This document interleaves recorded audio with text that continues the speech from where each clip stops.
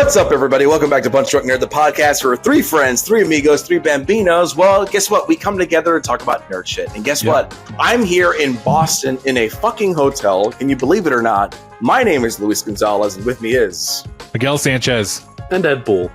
And today we are going to talk about Thunderbolts. That's right, the new Marvel movie Thunderbolts. If you want to go listen to Thunderbolts, then jump down to our description below. You can jump straight to that review. You can jump on YouTube straight to that. But first, we're going to talk about the news, and we have some news to talk about. Ed, hit us up with the news. All right, so guys, I know every year when it's award season, the one thing that we complain about is, man, why isn't there any awards for podcasts? Well, you know what? The fucking Hollywood Foreign Press was listening. And the Golden Globes are now going to have an award, a category for Best Podcast. Wow. How, raise your hand. Who was expecting this news this week? Absolutely not. I can't believe this is happening. Win the fucking podcast award at the Golden Globes. I mean, what are we doing with our lives? Oh, my bad. What are we doing with our lives? Am I doing too loud? Guys, I'm in Boston. I'm using a new mic, as you can tell. So there might be some technical difficulties. How's this doing? It's back. Yeah, it's on your headphone. It's doing badly right now, but that's okay. Just keep shouting. We forgive it. So yeah, I mean, can I just add? Let me just say what's on everyone's mind. Let me ask the question. Okay, go do it. Is how many years of us doing this podcast until we are nominated for a Golden Globe? Ooh. 15.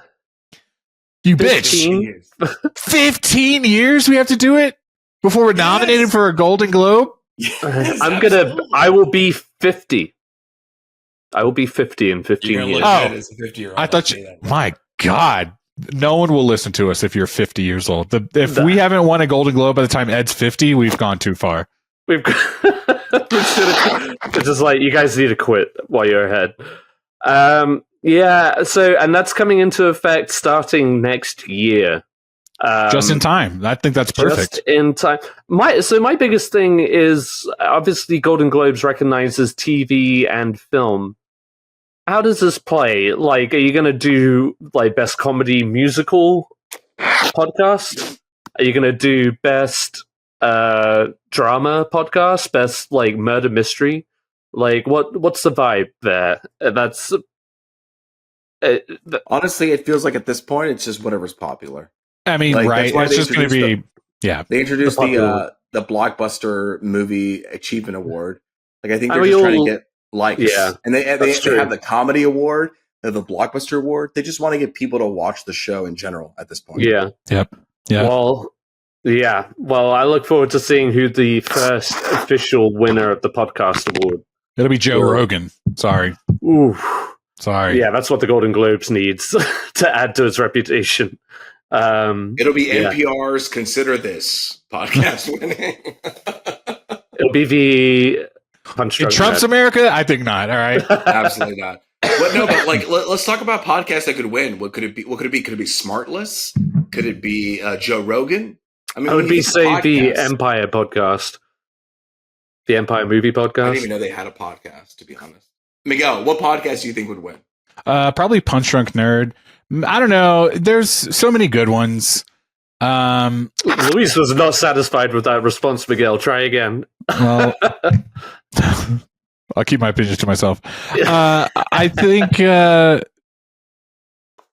what's that podcast I sent you guys recently? Smosh reads Reddit. Yo, anytime they read Reddit, I love that. Okay. No, what's the one where the guy who's like always saying stuff? It's so good, or it's so good, or it's so good. What's his name? It's so good, or it's so good, or it's so good. The one you sent me like today or 2 days ago. The guy who's like has a bigger constitution. You know what I'm saying? Oh, Jacob Wysowski. What? Oh God, I'm blanking on his name. That podcast that I sent you, he was a guest on that one, and then you were like, "Oh, this episode's actually not that good." I said that. I was like, "Actually, this episode's kind of okay," and you were like, "I'm not listening to this anymore." Let us know down in the comments below which podcast will Comedy Bang Bang. That would be a great one. That show still exists? Hell yeah, baby. That's hilarious. So behind the curve. Dude. He said 15, I don't think they do anything 15 anymore. years. 15. They do. I still listen to it actively. I don't think they are still a podcast, Ed. I'm not doing this with you, Louis. It it is on my on one of my subscribed podcasts, and it gets updated 2 days ago. It was updated. Yeah, no, they're still what they need to do is celebrating the 16th anniversary. Their last They're episode. not doing too good. I mean, where's their Instagram presence? I don't even know they existed. What's the guy's name again?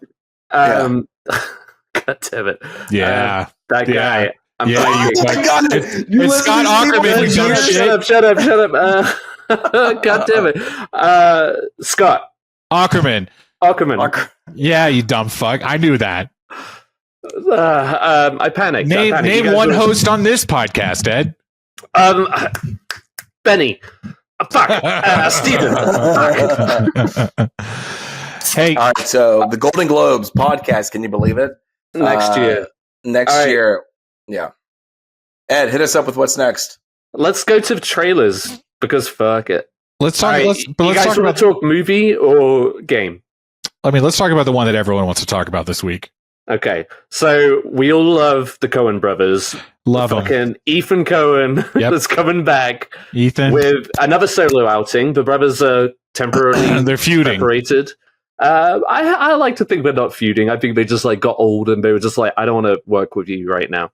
The other brother's like, I don't want to do comedies, and then the other brother's like, I want to do comedies. And they're like, fine, I want to do comedies. Yeah, and then he's doing that right now. So they're coming out with Honey Don't with Margaret Qualley.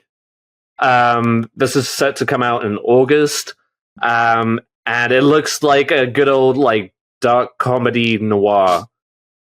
You know what I mean? Like basically what the Coen brothers are best known for. But Miguel, I know you didn't watch this trailer. Luis, did you get to watch this one?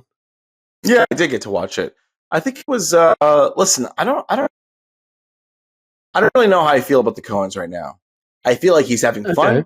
I feel like he's experimenting right now, and I'm willing to play with him, but I don't know where I land. And this is the guy who did Raising Arizona. I love Raising Arizona. Yeah. And I can see. He also did Drive Away Dolls by himself. Most recently, that was him. Yes, exactly. So that's why Margaret Qualley is coming back, because he has a fascination with Margaret Qualley. So we're doing this again. I'm surprised Pedro Pascal isn't back. But I think I have to wait to see. He's too busy to be stretching his skin. I have to wait to see what happens with this movie. Sorry, I keep cutting you up. But it also has your girl, or you guys' girl, Aubrey Plaza. She's in it. She's my girl. Can I tell you this? Miguel loves her. He thought she could be like Catwoman or some shit. Okay, well, first off, she could have been. She could have been. She absolutely could have been. And don't change the conversation. Okay. I would just say that Aubrey Plaza just shines on television. Okay, I just think she does so great in that medium, and I have yet to see. What did you think about Agatha all along when she was in it? I watched that series 3 times back to back, and I thought she was the best part of it the entire way. No, the last thing I remember watching her in was the White Lotus season 2, and she was really good in that too. I think sometimes actors they just like they work best in a certain medium. I will say I'm keen to see her work with Ethan Coen. I think that will be a fun mix. And they also have Chris Evans in it as kind of like a See, I'm cold on this. Like I think Chris Evans as a film actor beyond Marvel, is like okay. Miguel, we can actually get in this conversation right now, because I agree with you 1,000%. But I feel like, why is that the case? And he did pretty good with Scott Pilgrim, but then like we see him do that with other films, and it's like I don't know. Scott Pilgrim, is that what you just said? Yeah, of course. Like Scott Pilgrim. You've not seen Scott Pilgrim? No, I know, but Scott Pilgrim, that was like 15 years ago. Like, I'm talking about present day. I understand Knives Out, but I'm talking about present day Chris Evans as a movie actor. Like, I mean, beyond the Avengers. Knives Out, he was good. Sure, one off after the Avengers, Even Robert Downey had a good one off. The Gray Man. I really liked him in The Gray Man. Yeah. Yeah, that's sorry. I mentioned Robert Downey. That's why he's saying that. Oh, I see. Okay, gotcha. But no, I didn't see this trailer. I'm doing a lot more talking than I expected to on this. Even though you didn't watch it. No, turn that off. I think we just need to address something really quick. Is that we are kind of in like this weird hodgepodge is not the right word, but like we're just kind of in this like this episode is going to be loosey goosey, and it's we're trying to stick to the script, but it's just sometimes you just can't, you know. That's You right. can't do it, y'all. Luis has been traveling, and eat. Luis outside of LA can be dangerous. Okay. Chris Evans' new movie, and we're gonna be we're gonna be a little bit cool about it. So we'll see what happens. Ed, what's the next movie that's coming up? We got this. All right, next up, we guys like these people. I think Alison Brie and her husband Dave Franco have made a movie together called Together. All right, so Luis saw this trailer months ago. I did not catch it at the Monkey, so I finally caught it now. I don't know if I'm going to watch this one. It looks very body horror-y, and I struggle with body horror. But I'll, maybe I'll check it out. We'll see. It might be shit. It might break. I think it looks. I mean, outside of the body horror, I think it looks pretty. Actually, okay. I'm going to be honest. I didn't watch. Okay, so we have a document where we have all of our links. I didn't watch the link that you shared, but I did watch the trailer live in theater because that's the trailer I wanted to see. And from that trailer that I saw, I thought it looked pretty good. I think the cinematography looks great. I like the pacing of it all. So, as far as like movie experience goes, I'm here for it. That's all I have to say about that. Last time we criticized the body horror movie, The Substance, it won a lot of awards. So, let's not start digging. Miguel, what do you think? Oh, my bad. Okay. I think it won one award. Won a couple, yeah. Yeah. All right. One more movie, and then we'll get to the big game that Miguel wants to talk about. We all know Spike Lee. We all know Denzel Washington. They're back together, bitches, for highest to lowest. The first time in a while, right? Since Inside Man in 2006 or 7. Wow, dude. Ed, you loved that movie. Oh, yeah. Oh, maybe your opinion has changed in 20 years. I never liked it. I did not like that movie when it Okay, because why did we watch it so much in high school then? We watched it maybe once, and I was like, I don't like this movie. I watched it a lot in high school with you. Remember that? Yeah, when all three of us were in high school together. Okay. Inside Man. Luis failed 2 years in a row. It was a senior high third school, time. right? No, it's like attorneys general. You know what I mean? We were at Katie's high school. Gotcha. Anyway, so Ed, you hated that movie, so you're not looking forward to this one? No, I am, because I also, because you're stupid. Yeah, some people do say that. Some people do say I'm stupid. But no, I'm looking forward to it. I think Spike Lee always does interesting movies, whether they're ones that I like or not. It varies. Like I love Malcolm X from him with Denzel Washington. I really like. That wasn't his last movie. His last movie was that one.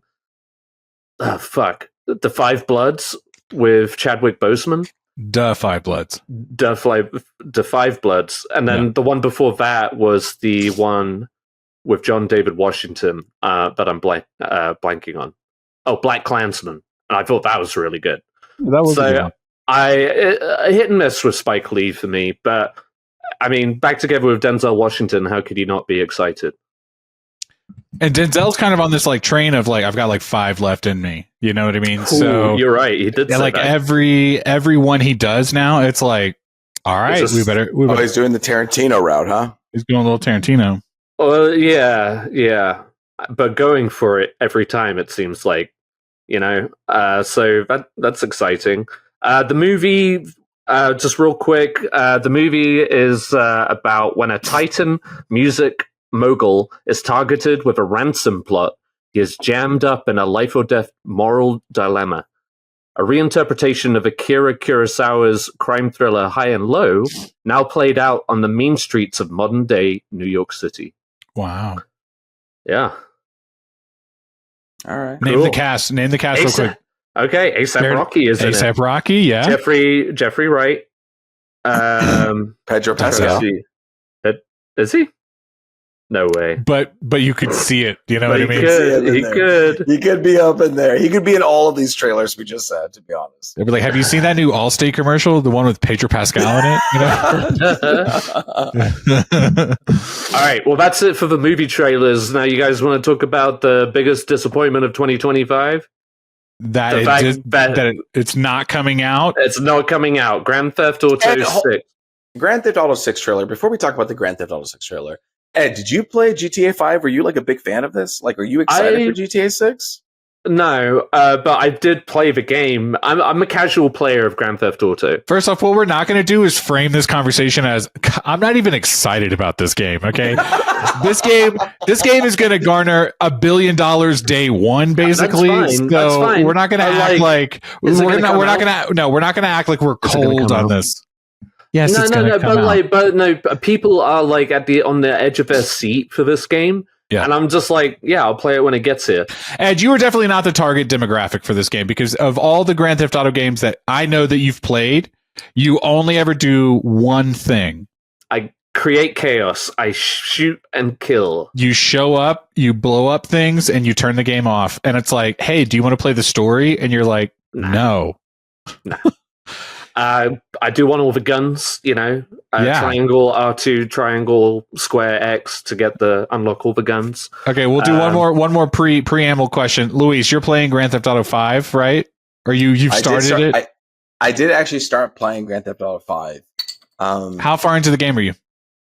I'm at a part where this guy steals a car from this rich man's place. So you motherfucker are 10 minutes into the story. Okay, that's good. You just started.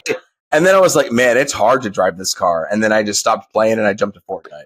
And then I was like, that feels better because driving a car in Fortnite feels better than driving a car in GTA 5. That's insane because when GTA... Okay, so first off, I want to talk about that, but I also want to just generally say...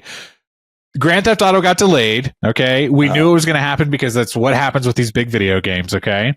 Then we got a trailer a year ago, and after, a few weeks back, they said it's delayed the last week or so, and then randomly yesterday, on the day we're recording, they released the Grand Theft Auto 6 trailer number 2, okay? Yeah. And it broke the internet again, okay? People are very excited. They want to break down every little shot of these trailers. Sony came out. Rockstar came out and said that the trailer was captured in the gameplay, on the PlayStation 5. So the trailer you're watching is from cutscenes and gameplay. It wasn't even the PlayStation Pro. It was just the base PlayStation 5, which is a really great marketing tactic, I think, because they're looking at it going, if you have a PS4, you're fucking out. Okay, you have a PS5 base one. Of course, you can play this game. You know what I mean? It looks beautiful for what it was. I was like, wow, this looks incredible. I was looking at the wood, and I was like, to your point, I went and watched the GTA 5 trailers, which GTA 5 came out 12 or 13 years ago. That's crazy. The first one I played on was the PlayStation 3. And if you look at the graphics, first off, when that one came out, I remember thinking, oh my God, this is amazing. It looks so good. Now you look at it and you go, woof, that was 13 years ago. And so this does look really amazing. They're saying the map size is going to be much larger than Los Santos. Luis, just very quickly, to your point about driving, you said you hopped on the PlayStation 5 and you played Grand Theft Auto 5. The driving was so-so and you moved to Fortnite. So I went from Grand Theft Auto 4 to 5. And when 4 came out, there was talk about the driving being the vehicle is very heavy. It almost feels cemented to the ground. And then when GTA 5 came out, it was whoa, they've actually evolved the driving physics for it, okay? And it felt so fun. And I think it's so crazy that you went those 10 plus years never playing it, and then you were like, no, Fortnite's so much better. I think that's wild. Because Fortnite, you don't even press R2 for Fortnite. You just push the stick forward, and it's what is what in the arcade is this? You know what I mean? Oh,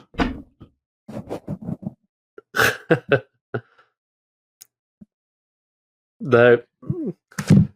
Gonna mark that clip. Mark it. Why are you marking it? Am I working? Am I back? now there you are. Yes, Good. now you are. Because driving. Okay, so I was driving and I was trying to drive like I was in Fortnite, and I just kept spinning out of control. And I was like, "Excuse me, sir, I just want to drive straight." And it just kept like moving to the left, moving to the right. I didn't have any control, and I felt like I had no. It was so sensitive. I could literally breathe on the controller, and I would like pan to the left immediately. And I was so discombobulated. I just went back to Fortnite because I felt like in Fortnite it felt grounded. It felt like I could move where I wanted to go, and in GTA I was like I couldn't get on the highway. I appreciate that I had to follow the rules and I had to like act like I was in real life. But listen, don't come at me. I'm 10 minutes in. Will I give it another shot? I will, and I might become a changed man. If you listen to the podcast, that happens to me all the time. All the time. I was going to say, yeah. And then 6 months later, I'm like, I love it. You know? And I would also say, I would argue that happens when you change a video game if you play something for a long time and then you switch over to something different, no matter what the game is, it always is that like period of time where you're like, fuck, why isn't it like that game I just played? You know, and it does kind of take a moment to get adapted to it. But we're talking GTA 6. The graphics look great. The storyline is these two characters. So a little comparison from GTA 5. GTA 5 is the first time that there were three main characters. You could switch between all three of them. They each had a story, but they all came together for an overall story. Here we're paring it down to two characters. There is talk that maybe like one of them becomes the main character. Watching the trailer, did you guys like pick up anything on the story that you feel like, oh, I see where they're going with this? Or did it all just kind of feel like you don't know what's happening? I mean, for me, it was just very much like, I really know what's happening. I mean, he booked her out of jail and now they're going off doing adventures. Like, honestly, that's my take of it. As somebody who does not into the GTA world, you know, like like the Florida city is its own character. And, within that character, he's booking out this woman. And after that, they're going off on adventures and doing hijinks. And that's it. Ed, what about you? Did you pick up anything from the story? Guys, I didn't watch this trailer. Oh, wow. Okay. All right. I get you, dude. I get you because I don't watch trailers sometimes too. Didn't this trailer get 40 million views in under 24 hours? In like an hour it was the most or something. Trailer of all time or something? Of all of them, Ed, I get it. But this is one I would have watched, but I understand. I'll watch in the background real quick right now. Don't. Just don't. Just don't. Can I just can I just tell you? Can I just tell you? Here's my thing is like when it popped up, I was just like, oh yeah, that game is still yet to come out, and oh look, they pushed it back even further. And I just figured I don't take away a whole lot from video game trailers as it is. And that probably makes me sound like a twat. I don't know. I'm just not that kind of gamer. You know what I mean? So like, I know if I'm going to play a game, kind of thing. You gonna play this one? I never watched the trailer for The Last of Us, but everybody just told me I needed to play it, and I did. Wow. And I am. FIFA, I just knew. FIFA is FIFA. It's football. The Mad Max one, I don't know. But you know what I mean? I just I don't need to watch the trailers. It's a game. If it appeals to me, I'll play it. Okay. I love this take. Give us the truth. Just want to go ahead and say, like, tell us the truth. We're going to talk Thunderbolts. The only other thing we should be talking about this episode is the Grand Theft Auto trailer. You understand? Like, this broke the internet. Right.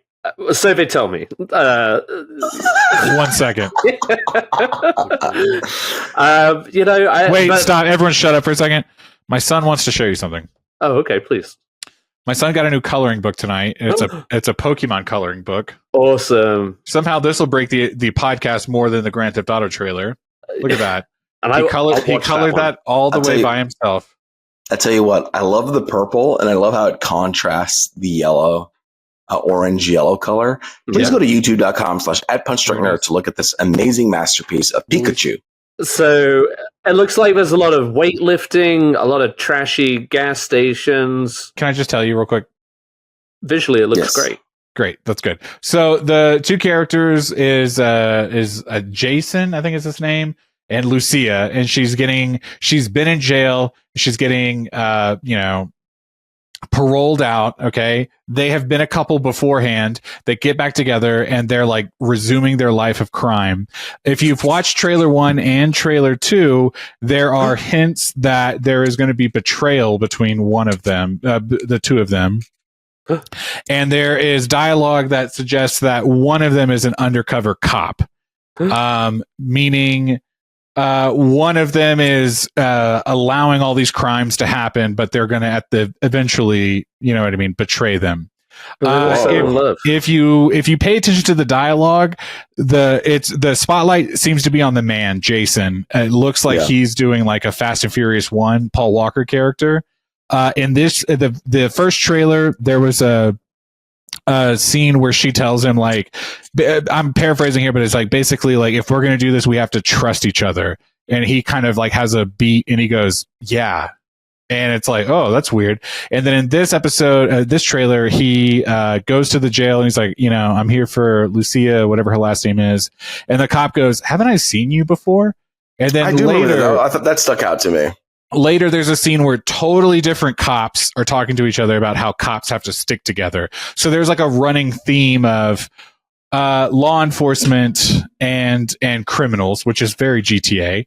So the main story being like they're so in love, their life is perfect. It's very Bonnie and Clyde. But is one of them going to betray the other? Is one of them going to die early on? Is one of them going to betray the other? It's kind of like there's a couple different branches we could go on this. Ed? It looks cool, visually very cool. Yeah, they look like they're like making out a lot in the game. So much. And that's got a certain sect of gamers very excited. Can I actually say something really quick? Let's pause for just one quick second, please. Okay. Yeah. Mark it. Clearly, this microphone keeps coming in and out of. Can you hear me now? This is fine. Yes, I can hear you. You're good. Yeah. You've lost some credit to me, microphone. Like, if I knew where I call you, I would give you a bad review. Okay, so the last thing I said was I said it looked very good and stuff, and you were saying something. I was saying something about them making out and stuff. I think you said something about the marketing. One of the things I want to say, the first trailer came out, everyone was like, ugh, she's so ugly. Luis, do you know what I'm talking about? Have you heard this like video game? I'm not talking about GTA, but like anytime there is an action game where the female is the lead, all of a sudden the incels come out and they're like, why isn't she hot? Have you heard this dialogue before? But then this trailer comes out and she's more sexual and she's jumping on him at every fucking scene. And then all of a sudden everyone's like, wow, she's so hot. And I'm just like, okay, all right. You know what I mean?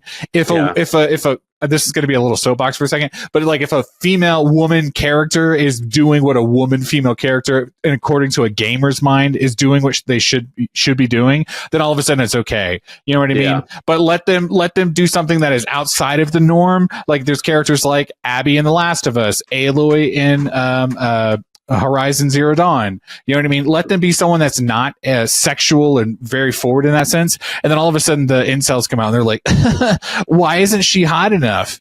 And I'm just like, all right. You've answered your own question. Yeah. Sorry. A little bit of a soapbox there, but it's just like, okay, so a year ago we hated her and all of a sudden now we love her. You know what I mean? Bro, I honestly thought she was the exact same person. Like there was no change. 10,000%. I have nothing to compare it to, but I mean, but yes, I also, whilst watching it, without comparing it to the previous trailer, that is just very GTA. That's what I imagine is just kind of like trashy. I would argue with like strippers showing up left and right. While I'm glad that this trailer came out and they gave us like another look, because it was almost like a, hey, you didn't. You're just sorry, I'm distracted now. You're disappointed that the game is being delayed. Here's another trailer to like quench your thirst. I would argue that the first trailer was, I think, better, and gave a much more like GTA in the New World trailer. And I think you should go back and watch that first one as well. It's a lot of fun. Okay. Yeah. All right. I mean, this perfect. one. I mean, this one, You like, didn't see the trailer, so you really have no. I just watched it. Watched it without sound, but I think I got it. As somebody who hasn't played GTA 5, it's like, yeah, it's the same. Like, I like the. cool. I do appreciate the heist element to it. I've always enjoyed that. I have done like one or two random heists, Miguel. I think from your invitation. But can I ask you I've never something? gone out my way to play the story. And to be fair, I've never had the game. I've never owned the game personally. I was just about to ask. I have GTA 5 on PS4 disc. Okay, if I send that to you, would you play it before the new game comes out? You have a year. Now I have a year. You have a year, Luis. You're playing GTA 5. You have a year. You're thinking the same thing. You might play it.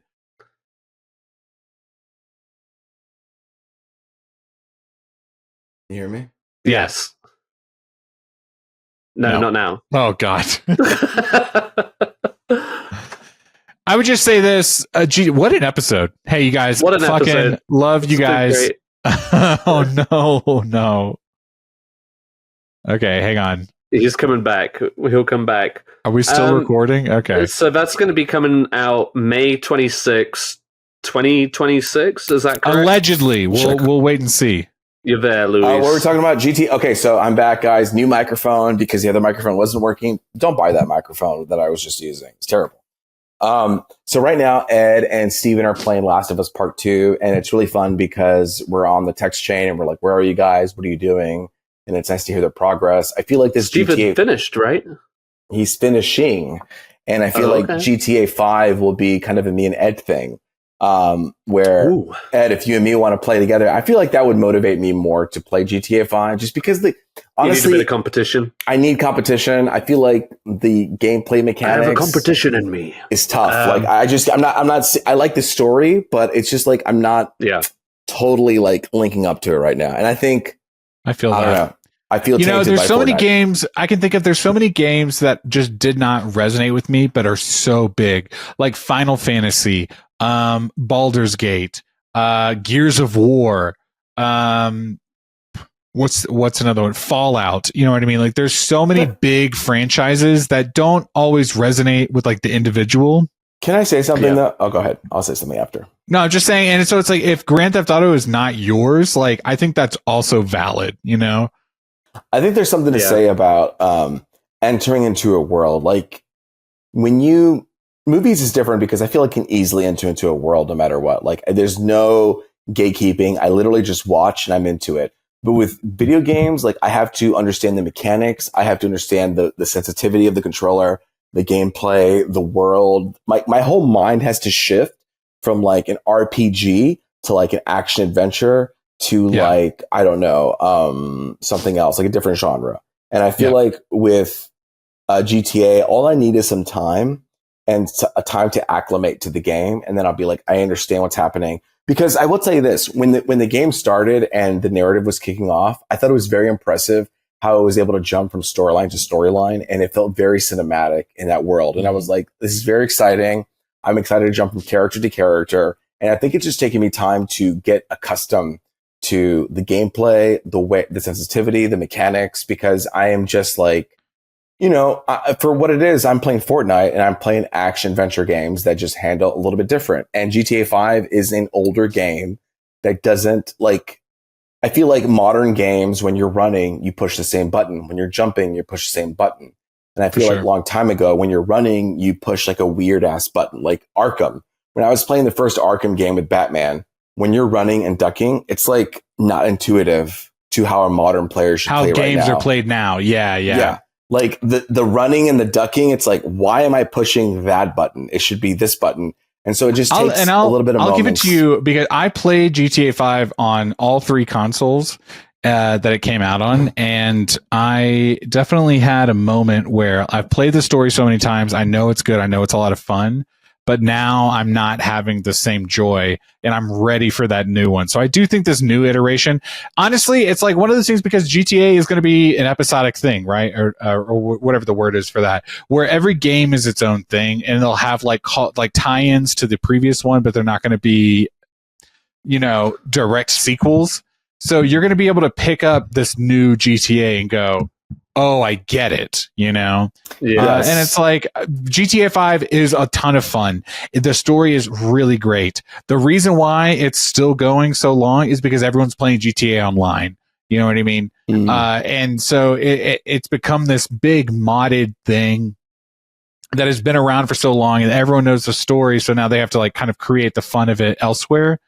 If you guys end up not, it's different than like The Last of Us in the sense where where Luis, your whole ideology is like you have to play the game before you watch the show because you have to understand the choices that are being made. When you get to GTA 6, it really will not matter that you did not or did play GTA 5. I love that because like I'm looking at the trailer, and honestly, like I am very excited to go into this world and play it. And I'm excited because I feel like the mechanics and the quality of life will be a lot better in GTA 6 compared to GTA 5.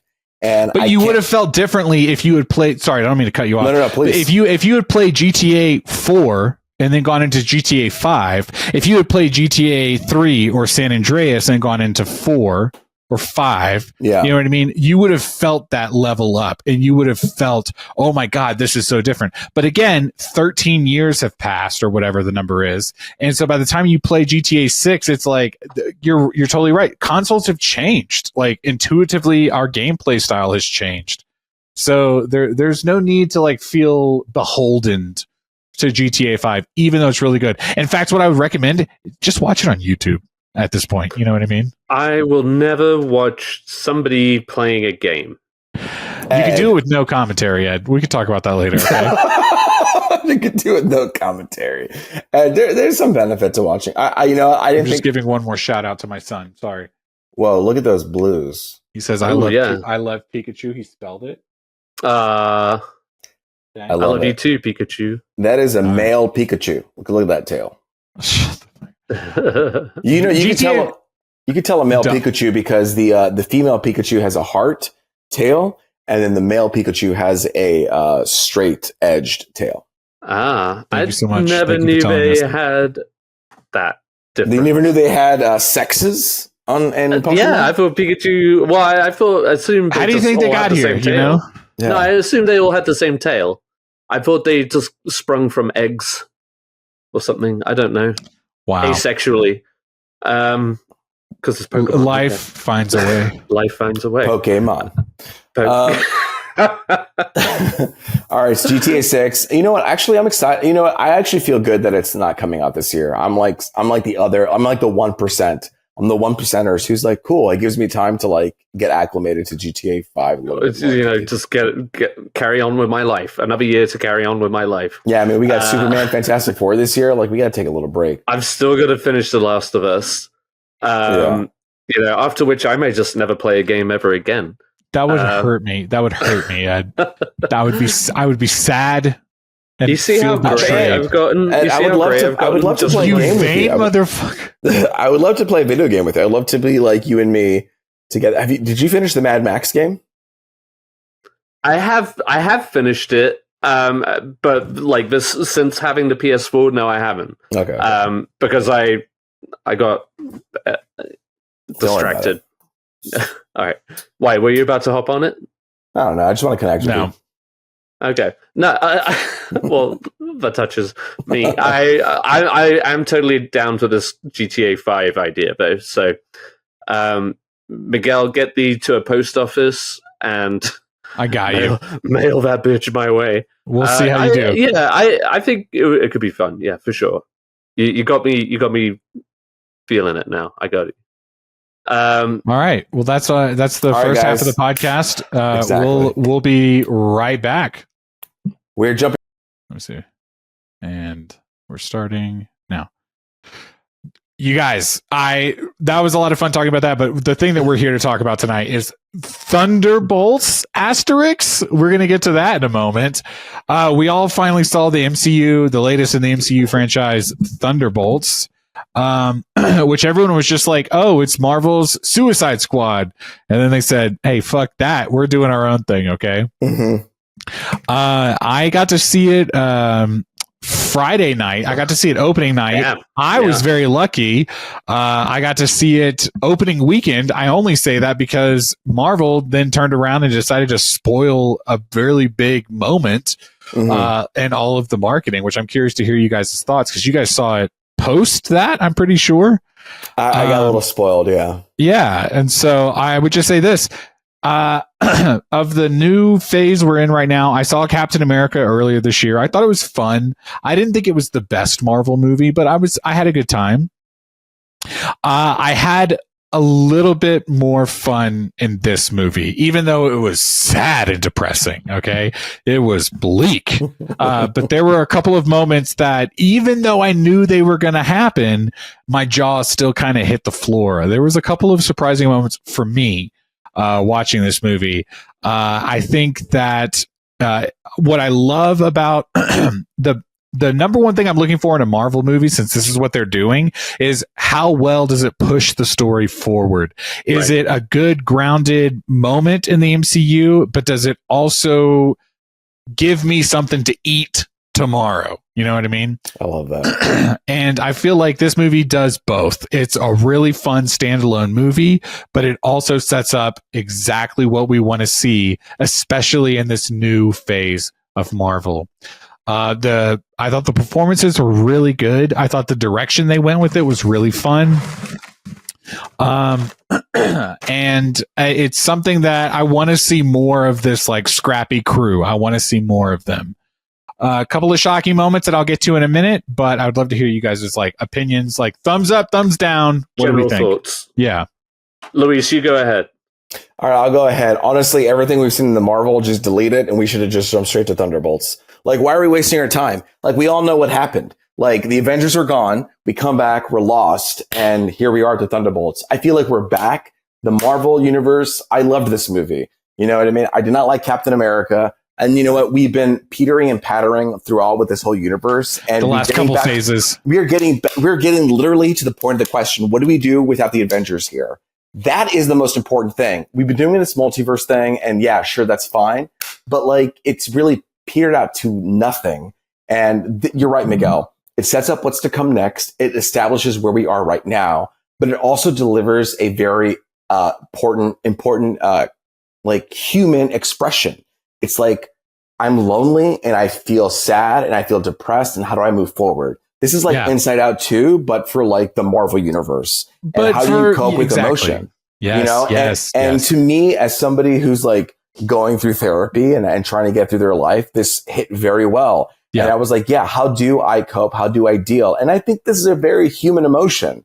Like, you can't tell me that. You might be like, oh, Marvel people getting emotional. Like, brother, you go through this too. Like, don't tell me you're not depressed. Yeah. And these people are going through this experience. I love the performance. You know what? I love the cast. And it's been a moment. It's been a minute since we've had a cast where we're like, an ensemble where we're like, I'm into it. I want to hear the charismatic. I'm excited. Like, I don't think I've had, like, we've been waiting for a team to be excited for. We've been saying, who are the Avengers? Who is the new team? And I think Florence Pugh is amazing. I think Wyatt Russell's great. I've always wanted Ghost to come back, and I'm glad that they brought her back. What's it called? To that point, I didn't realize that I wanted her to come back. But when she was there, I was like, of course you fit in. Like, honestly, like, I'm kind of cold on Ant-Man. And so it's like anyone in that franchise, like, I think Ant-Man really ruined her in some way, because I think she was a very interesting character that got bottled up with Ant-Man 2. And we had an opportunity for her to shine in this thing. And it's just like everyone's bouncing forth. Like David Harbour, like, it's just, I really feel like everything clicked. It had that X factor. This is what happens when you give people space to express themselves emotionally. Like, if you look at other Marvel stuff, it's like beat, point story. You're not letting it allow to breathe. And I feel like a lot of the good Marvel stuff, you let it breathe. And there are moments when they're just talking to each other and you literally are looking at people processing information. Yes. And when Florence Pugh is talking to David Harbour about shit, you can see her literally processing information. And that is the most human and artistic experience. And I feel like out of all the Marvel movies, this is art. This is an experience. This is an emotional experience that is expressed through a medium called film. And it's done through a specific genre. So superheroes. Like, how do you express this concept of depression except through superheroes? And that to me is art. Like, it's done through the blockbuster, whatever wheelhouse. Yeah. But this is art. Like, we are expressing things, you know what I mean? One of the things I said was it's interesting that superheroes, they're super, right? Yeah. And maybe they struggle with like the weight on their shoulders, but it's like the mental health is something we don't really like dig into a little bit more. It sounds like I liked it. It sounds like Luis liked it. Ed, let's get your overall opinion. What do you think? I do think I'm probably a little cooler on it than you guys. I'm sorry to say. I did think it was fun. I did like it. Like, I enjoyed myself whilst watching it. I think leading up to it, I did hear a lot of people talking about the reveal. No, not even that. Nice. When you guys were talking about that just a minute ago, I was trying to think like, do they mean the big reveal? That I did have an issue with, but we'll talk about that in a moment. But the I liked the cast. I felt like the depression stuff, especially, was I think exclusively almost with Florence Pugh was the most effective throughout the film, and I think obviously that's the point. She clearly is. She's the lead, right? She's the lead of this, right? Although I think. Sorry, go ahead. I felt you guys were mentioning Ghost. I do felt like she was kind of. And I don't even remember a whole lot from her role in the previous movie, but I felt like they could have given her a little bit more to make her feel more of the team. That's a fair criticism, I think, for the whole team in general. There could have been a little bit more for everyone. David Harbour, who is a perfectly capable actor, he rocked it for the comedic relief in this movie, but also was ready to, go face to face with Florence Pugh in the more dramatic moments, and like he held his own. I thought he was great in those moments where, like when she finally confronts him about being absent for that whole year since Natasha died.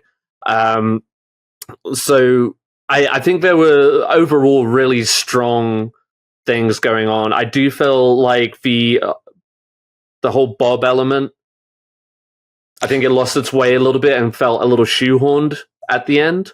And I mean that in his going through and establishing his traumas, his past traumas or whatever that brings him to this dark place. I felt like we could have expanded a bit more. I felt like I wanted to know more about him as a character. That's so funny because a lot of like MCU movies or a lot of like big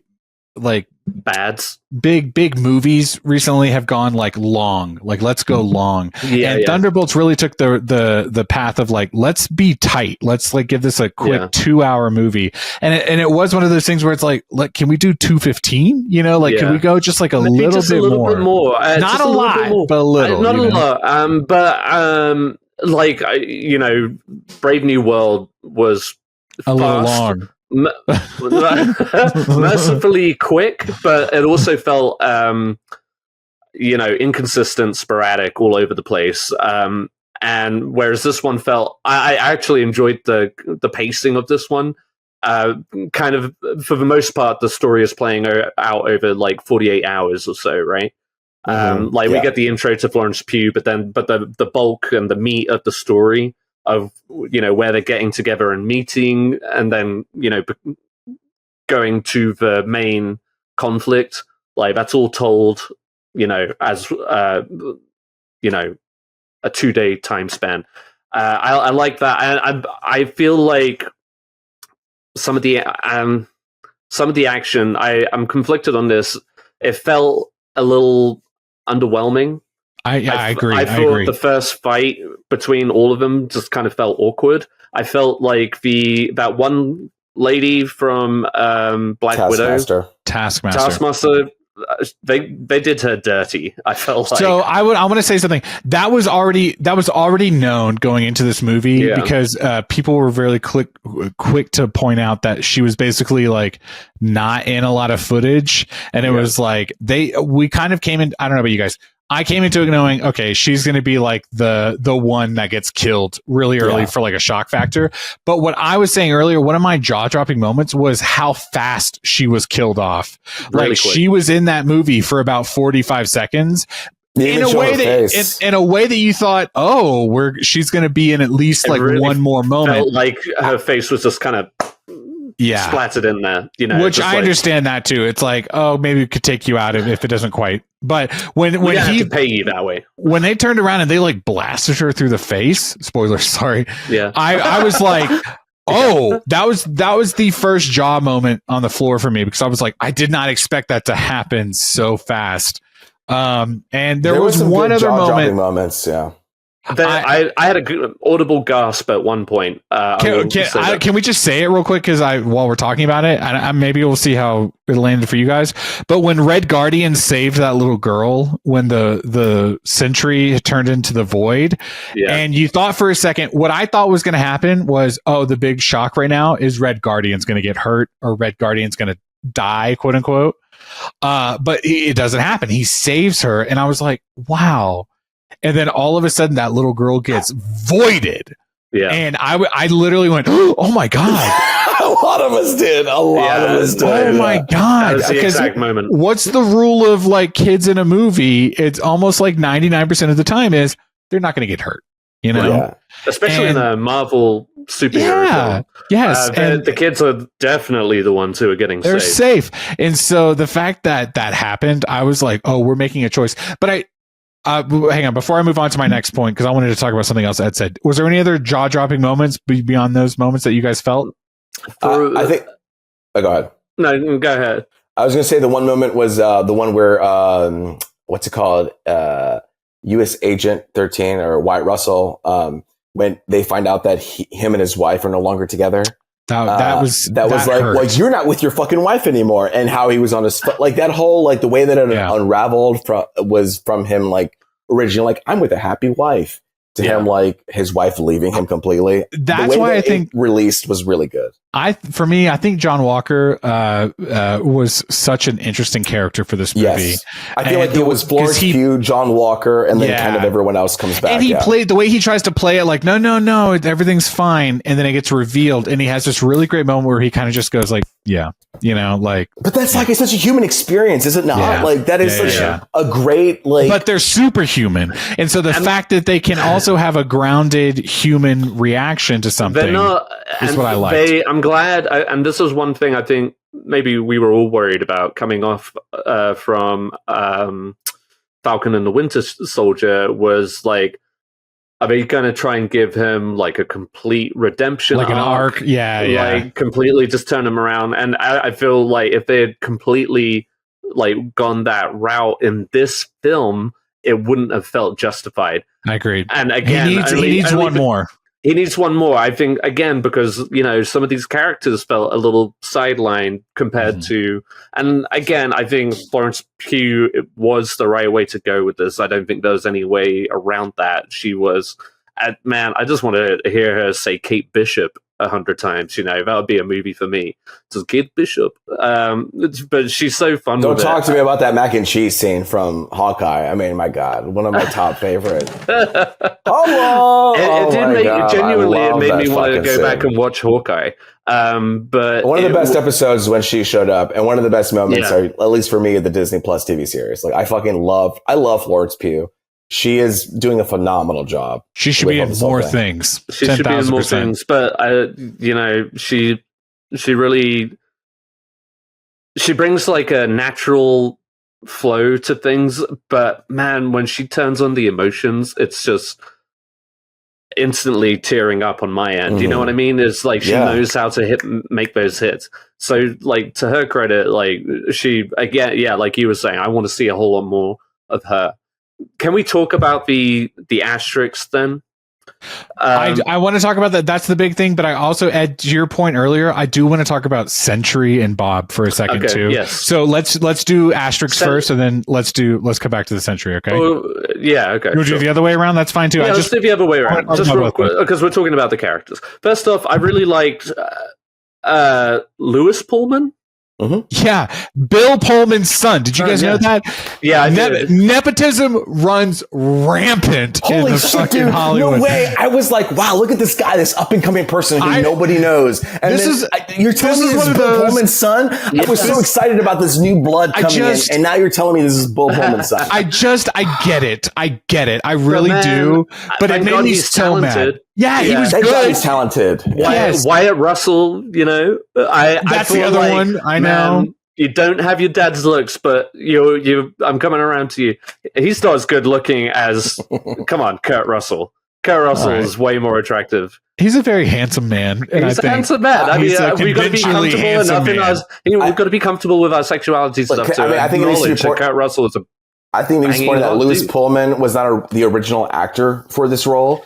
And I think Stephen Yeun was originally, because the director for this movie also directed Beef, which won a bunch of Emmy Awards, and Stephen Yeun was in Beef, and so he wanted to bring him in. But honestly, Louis Pullman did a fantastic job. I would say one of the notes that I did write down was that I kind of wish we did get Stephen Yeun as Sentry, because I think he would have been really good. I would say this.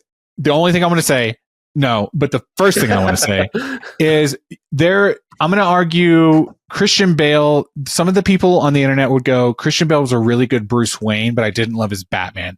And you could argue, and there are actors in roles where I liked this one persona of him, but I didn't love the other persona. I liked Louis Pullman as Bob. I did not quite love the presentation of Sentry. When Sentry turned Void, I loved it. I was back in. I loved that moment. A lot of really great visuals. I liked what they did. Me personally, I liked what they did with it. But the whole halfway between where he was Sentry and the suit itself, which I really am never, and I've said this so many times, I am not like that comic accurate. But you know what? I think they framed it in such a way where it was literally like a presentational thing. Propaganda. Exactly. This is our puppet that we have our golden Aryan blonde hair. Exactly. It reminds me of Gen V. You know what I mean? I'm sorry, not Gen V, but the boys, like the guy who plays. And they acknowledge it, and so it is a little more palatable for me. But I just think in general, I don't love when movies go it has to be comic accurate, because it's sometimes things. It's appropriate for this one, though. I'm agreeing with you. But sometimes things don't hop off the page onto screen. Yeah. You know what I mean? The way that we want them to. No, but if you're a studio that has to deal with these a fandom and the reality, and then you're also listen, we don't think it's going to look good, and we have to move past this. Once we get to at least Doomsday or all these things, we're going to abandon that suit. Mr. Fantastic. We're going to abandon Sentry's suit, but we just have to show it one time. You all see how ridiculous it is. We all know it's ridiculous propaganda. The fine line being, move on. Can we justify it in the story, or are we just putting him in a gold suit? And I think this worked more so in the story element worked. Yeah. I get, so I'm so unfamiliar with Sentry and the Void as characters in the Marvel universe. I was more just kind of taking in all of it. But yeah, I saw it in the context of the film, which was he was being used as a political puppet, as well as a weapon of also potential mass destruction or whatever. For a minute, I was just man, we've got Doom and Fantastic Four coming up, but here they have introduced one of the most powerful characters. Well, again. This is just making me think about this, but Adam Warlock in Guardians of the Galaxy 3, he was super gold and overpowered, and they played him in kind of a hokey, Ed, your word, kind of like silly, fun way, whereas like Sentry, they were like, he was fucking a meth addict, and it's like, when have I heard the word meth in the MCU before? I know, when that happened, I was like, wait, come again? Like, whoa, that was kind of graphic, not graphic, but you know what I mean? Like, that was like a real choice. I just wish, I felt like the transition from, it was quick. They'd been alluding to it through the contact that he made with other people when they were like unconscious or whatever. Which I loved. Which I really liked. I thought that was like, okay, and I kind of knew going into it is like the Bob character, I think, is the villain. Sure. But I don't know in what capacity so like when the void did come, I was still trying to grapple like, okay, what is this coming from? What is this stemming from? What are these powers exactly? Mm-hmm. I don't get me wrong. I'm not trying to get like a breakdown. It's like, oh, this is how this works. But more of just like a little bit more clarity, because of course at the end everybody comes back. Thank God the little girl comes back. Which is on brand for Marvel, but also again, the story worked for it, where it was like, of course they came back in the same movie, of course everything's okay, but it works for the story. No, and like we were just saying, that extra maybe 10-15 minutes I think would have done it a great service. Ed, you wanted to talk about the big reveal. Do you want to get to it? Let's talk about it. So for our audience, this is a big spoiler if you're already not aware of it. At the end, they reveal that the Thunderbolts, the asterisk is indicating that they are in fact the new Avengers. I was surprised by that reveal. I knew going into it they were going to like clarify the asterisks. I knew that was going to be a big moment for the movie. When it came though, I was like, of course, like Valentina is like at the end of her rope and is like, is desperate to like change the narrative. And how do I make this the best thing possible? Let me go ahead and just like reveal the new team. Even though that's not what's happening, because we just saw Captain America. We knew in the previous movie, Captain America is setting up the new Avengers. And but that there's is an Avenger. Remember, but in the post-credit scene, they're like, Captain America has his own team and we have our team. So who's the real Avengers? When I said earlier about how this gave us something to eat on later, this is one of the first like post-credit scenes in a while that like actually set up something meaty. You know what I mean? And you know what? Like, I don't give a fuck about... Well, never mind. I like this team. How about that? Y'all better be careful. All right? No. Okay, but we're gonna put respect on Sam Wilson. Go ahead. I did say that. So the new Avengers, So the thing is like I wasn't able to see it till Monday, and unfortunately, social media did show me reels of them replacing the Thunderbolts poster with new Avengers poster. That is so dumb that they've done it so soon. I would argue that so many... Not you, Louis. I wasn't calling you dumb. So many movies, TV shows, whatever, social media fucking cannot wait. The moment the show, the TV, the movie, whatever comes out, they're online, they're screenshotting, they're taking pictures of the screen, they're whatever. This is honestly the first time in a long time where the studio itself spoiled the big moment, which I thought was kind of... I think they waited till Monday is the thing. And the question that I've heard online is, should they have waited another weekend until it happens? Yes. Okay, 1,000%. So I feel you, and I honestly, as somebody who watched it Monday who got spoiled, I also was like, let's wait another week. But would the momentum have died out by the next week? Would people still? Let me ask you this, though. Is your movie good if you have to spoil the big moment the Monday after it came out? Is the big talking point that we have to reveal that they're the new Avengers, is the movie good enough to see on your own with word of mouth? 1,000. I think either way, but let's say, for example, for you, when you watched it on Thursday or on Friday, when you watched the posters changing from Thunderbolts to New Avengers, were you like, that's pretty cool? I just watched the movie. No, I was mad. I remember feeling like I would feel upset if I hadn't seen the movie yet, and that was the big reveal. I think, yeah. I mean, I will agree. I think it's a very difficult situation because I think the biggest thing, obviously, is just where we are in that world with spoilers everywhere, left and right, because it creates content. It's clickbait. Like, people will dangle that in front of you, and if it is like a big movie, like a Marvel movie or whatever, that a lot of people are hanging on to see what happens next. Like, that is going to be. I did half expect them to change it on Friday, and the fact that they did it till Monday is well, for me. What is crazy about this is, okay, what's the movie called? Are we calling it Thunderbolts? Yeah. Are we calling it the New Avengers? Where if they had changed it from, I know this is a little bit of an old school mentality, but if they had changed it from the movie run to the Blu-ray disc, and then all of a sudden the Blu-ray was called the New Avengers, okay, that seems a little more.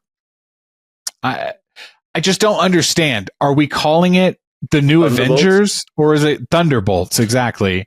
And and again, my biggest catch up is like, if the movie is good enough, people are going to go see it regardless of what your marketing ploy is. You know what I mean? I don't think they're even considering the marketing as like movie good or bad. Like, I think I don't think they're changing it to do the marketing or to get people to go see the movie. I think it's just like, it's okay. I think it's part of the bid. I think it's fun. Yeah. I think it's a fun market. Yeah. I think it's a fun thing to do. Like, if it's like, we've never done it before. Would I have waited another week? I think the question is, wait another week or not wait another week. But the act of doing it is still very fun to do. Because obviously we're watching the Summer Movie Wager.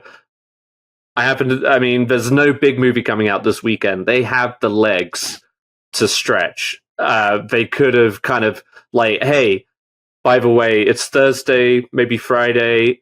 By the way, these are your new Avengers. Go check this out for the second weekend. Yeah, I mean, I think there's a complete argument to say, to wait another week. I think that's a huge discussion of agitated approach to.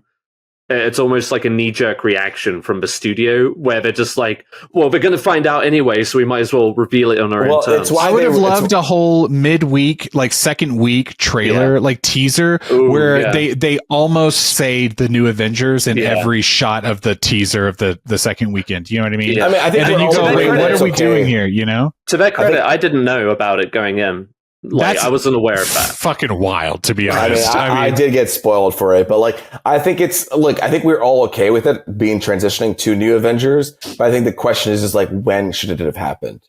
You know? Yeah. And I think I don't know. I think Thunderbolts 2, maybe. Like, I don't want to see Thunderbolts 2. I want to see the New Avengers. I will say, let them do it. My whole issue with it just felt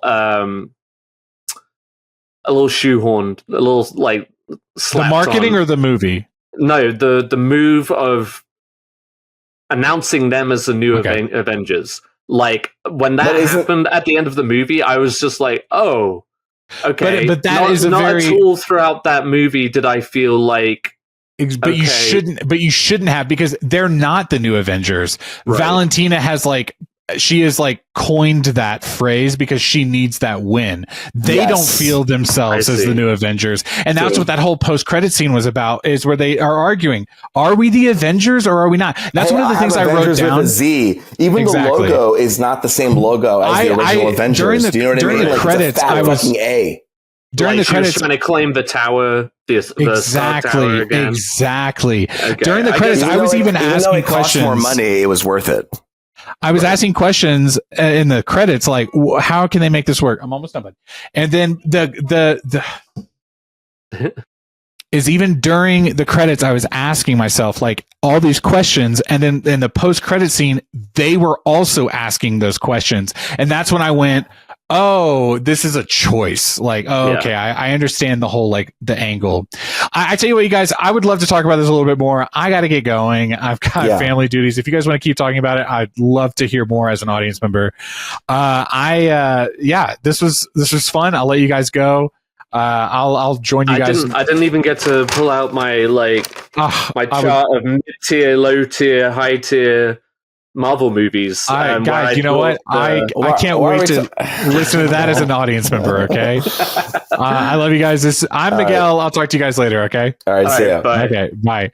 I want to talk about, because I know this. One thing I wanted to also mention is Valentina, Julie Louis-Dreyfuss. What's really funny is I've been watching Veep recently, and it's been such a pleasure to actually watch Veep and watch her in this role, because it feels almost like hand in hand of like, she is such an incredible actor, and the way that she played Veep, just to fit right into this role is like, oh my God, you perfectly fit into this character. That she without played in feeling Veep. derivative. Yeah, you exactly. know, she just brings that natural.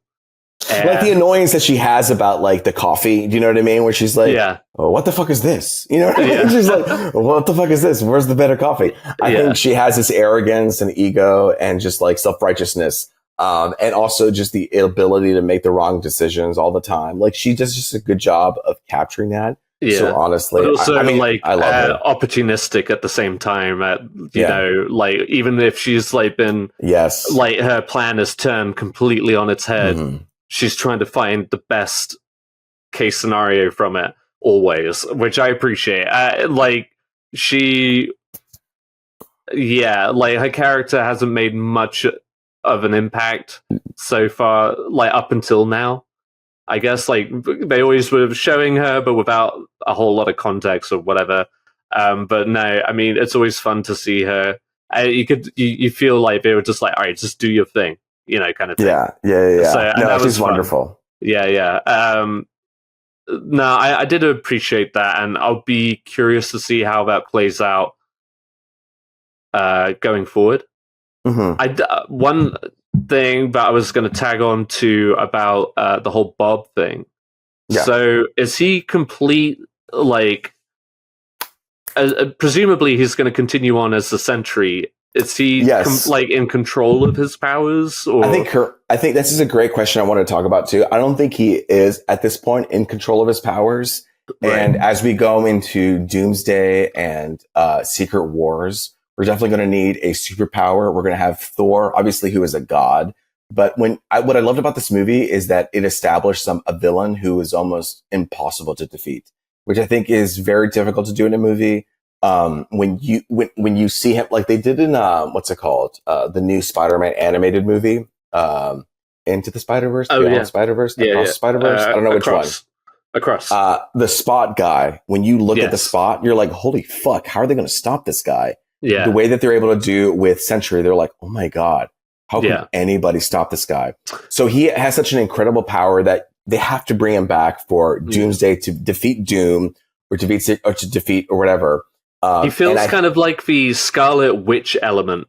But what's great about him is like he says at the very end of the movie, I haven't controlled it, and if I become Sentry, then it brings back the Void character. Yeah. And there has to be a point in the movie where things get so dire that there's going to be a question of, hey, you know, do we let all this bad shit happen, or do I become the bad shit and try to protect the world as Sentry?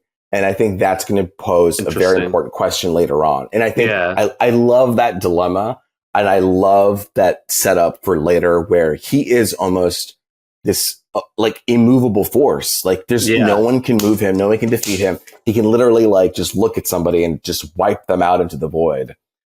Is this something where he can do to take on Doom? And how does he use that for good? You know, like, will it backfire on him? Yeah, exactly. Because like we see some of his strength and endurance, like instead of, you know, just voiding people. So totally. Like, I'm curious to see him use that as a hero. And that thing, sorry, to build off of that too, I'm just getting so excited about this movie. But like, you know, when you talk about Superman and these strong characters, the question is always, like how well do they do against magic characters? You know, Superman against magic characters, he has a little bit of difficulty with, because it's not brawn versus brawn. It's like a little bit manipulation. And so it's like, if a Wanda faced, Sentry, how would that go? And Doom is unfortunately a little bit of both worlds, where he is like magician and strength at the same time. And so how does scientist to boot. And scientist. So it's like, he is a very good villain, and he is his own demise. Like, he's very egotistical, he's insecure, but if, that's not in the forefront, then he can totally take down. So it's almost like the scene that we saw with Thanos and Hulk, where like, oh, we have a Hulk, but Thanos easily took him down. Right. I feel like, we could easily, like, that's a very low hanging fruit situation where Sentry could come out and he could completely mute him. I hope we find a more creative way and a more emotional way to go through that. But I don't know. I think there's a lot to draw on that character that I wish we could have explored more in just this movie. Mm-hmm. But yeah, hopefully to come, we'll get a bit more of that, like you're saying. Because I did find I thought he did a really terrific job. Contrary to what Miguel was saying, I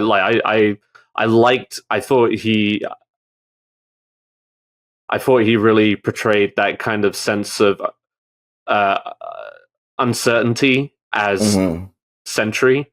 Yeah, absolutely. But also like self-discovery too. Mm-hmm. Just like coming to realize, like, I don't have to listen to you. I'm what are you going to do to stop me, kind of thing. Exactly. I feel like it's that awkward stage of it's the growing pains. It's the awkward phase when you're becoming a kid to a teenager, where you're kind of like, this guy's kind of awkward, right? But he's figuring himself out, and we're finding it right in the middle of it, where he's literally like in this weird, like, oh, you're kind of weird and awkward, but he's learning that he doesn't need anybody. And I think it's, I don't know. It's not like the Henry Cavill Superman, but I think that's okay, because he's learning who he is. And so there's an awkward phase to it all. Right. And I also love, the one thing I will also criticize, well, not criticize, but I also felt like when I was watching it, I felt like the third act was running a little bit long. Yeah. But some part of me was also like, you know what? The third act runs a little bit long typically, like if you compared it with another movie. But for this movie, I think it was okay. It was earned. It was deserved, because this has to do with a very mental, emotional situation where, listen, if you tell me something like, hey, Luis, you need to just trust the universe, or Luis, you need to believe in yourself or love yourself. Right. It's not like I'm immediately like, oh my God, you're right. I believe and love myself. I'm solved. Like, I think this movie took opportunity to learn, fail. And the third act was really long, was because it was like, Bob, I'm here with you. Bob, we need to fight the villain. Bob, we're all going to fight the villain. No, Bob, you need to love them. And so it was just like this visual manifestation of what we go through in trying to process our dark selves was very enlightening and beautiful, and something that we could only do in a movie like this, I do agree. That was one bit that I did, or one thing that I enjoyed about it, was in every situation, they didn't have like the perfect answer every time. They were like set up to fail, and did in certain ways throughout. It wasn't like they had the perfect response to every scenario. Like, even when they did have a good plan, one element or one person, dude, not necessarily ruined it, but you know what I mean? You nailed it perfectly, because remember when they were climbing up the fucking long thing, they were like, oh, we're at the top, what do we do now? Or like when they were like, I'm going to flip the power switch. And then the power switch doesn't go. I was thinking, Like everything keeps like failing, and they have to find a way to make it work. Absolutely. And then tag teaming, trying to fight the void, but that wasn't, it was, or Sentry at that point, I guess. Yeah, it was, to your point, that it was nice to see things not go according to plan, and even at the end, when they, triumphed over the void and were about to take down Valentina, but then she throws a wrench in it, and it's just like, well, here's my Avengers, ta-da! And all of a sudden, the urge to kill her has disappeared, because that's what they wanted, was like a light shone on them.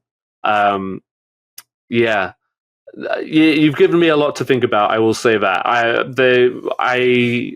I don't know. I did see like somewhat of a late showing for me, but it just there were those things that I've already mentioned that held me back from thinking this was like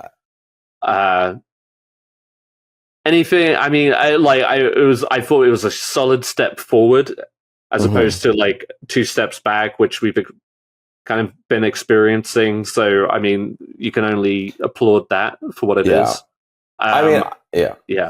Sorry, I have to say, no. I was just going to say, like, I think right now, you're listening to this podcast, if you've gotten this far, like, a lot of people are praising this movie, and I'm definitely in that camp that is praising this movie. It's really difficult because I think and this is just this movie, but other movies as well. It's like we're in this place right now in the world where we will overpraise the movie, and then after 2 or 3 weeks, people will fucking hate the movie for something else. Oh, forget it. Forget it. I mean, or people will hate a movie, and then the people will fucking love the movie again. Yeah. Let's talk about Star Wars prequels. Like, that's like another thing. It's just like, I'm always afraid to be like, I'm at this place now in my life where I'm afraid to be like, this movie is fucking great, because then people will find a reason to be like, well, it's not that great because tell me about it, buddy. And I think this movie is very specific too. Yeah, absolutely. Yeah. But this movie tries new things, and I think it deserves credit for that. It's well acted. It deserves credit for that. I think this movie just gives room for a human element that other movies didn't give it. And I think for that, you should give it some like recognition because it's going through a fucking Hollywood system where people do not give space for that. And the fact from that a studio too that is notoriously flippant on what they stand for, as far as like storytelling goes, you know what I mean? Which was proven, and like, Brave New World most recently. But sometimes, it is just the gimmick. But every now and again, you do get this nice little gem, as it were. I think, like I said, this in the grand scheme of things, I don't think this is going to be like the bigger splash for Marvel, but it is going to be looked back on as one of those like solid entries to the franchise that one will be a fun revisit. There's like going through all of them today. There was so many where I was just like, I saw that one and never felt compelled to watch it ever again, kind of thing. A Marvel movie, yeah. Yeah. I mean, I would, and it's hard to say because of recency bias, but like, and it's been so long since I've seen a Marvel movie that has gotten me excited again, like the way that I felt in 2015 with Civil War and all that stuff. Like, but this movie is like, wow, this is a movie that I can now add into my top 10 of Marvel movies, where like I do, like, this is definitely in one of my top balloons. This is definitely going to compete with one of my top 10 films in Marvel, and ask me again in a year and see how I feel. But maybe it's because like I'm going through therapy and I'm going through these questions, and maybe it's because I relate through this stuff. Like people who maybe people who aren't going through these questions and see as this like, oh, they're being melodramatic, or this is like, senseless. This is people out of touch with their own emotions. But right. But also like, I will admit that this is something that is more in my line or in my boat. And, I think you, me, Miguel, we're all emotional people, but even so, I feel like maybe that's something that I align to more than all three of us, but doesn't mean that you're not emotional, Ed. You know what I mean? Yeah. No, totally. Me and Miguel have talked many a time. I definitely need therapy. You know what I mean? It's just, but yeah, no, I agree. And I think that's a unique thing that it does offer, where it doesn't feel generic in that sense, where it's just there to please the masses and go to places, like you said, that they typically wouldn't dare to. And I think they took advantage of the fact that these characters are lesser known to be able to explore those things. Like, I mean, we laugh about it, but like I felt that similar connection to Eternals when I finally got around to watching it, and I that was one of those movies that I felt I had missed the boat whenever it had was in theaters, and you know, I wish I had seen it in theaters and stuff like that. But I clung to that movie pretty strongly, and because that affected me differently than you guys. And I think they're like the way that Eternals deals with historical truths, and historical truths deals with human realities and human truth, and how it is a formula for how humans are. You know what I mean? Like I feel like that's why history is so interesting. Like we talk about Napoleon, we talk about the Great, we talk about all these things. It's like Eternals was emulating that as well. And I think that is an interesting way to look at it. I think Eternals was overly hated for sure. And I think it was in this time period where people were just like going against Marvel movies. I think it got dragged through the dirt a little more than, I mean, for me, that it ever deserved. But I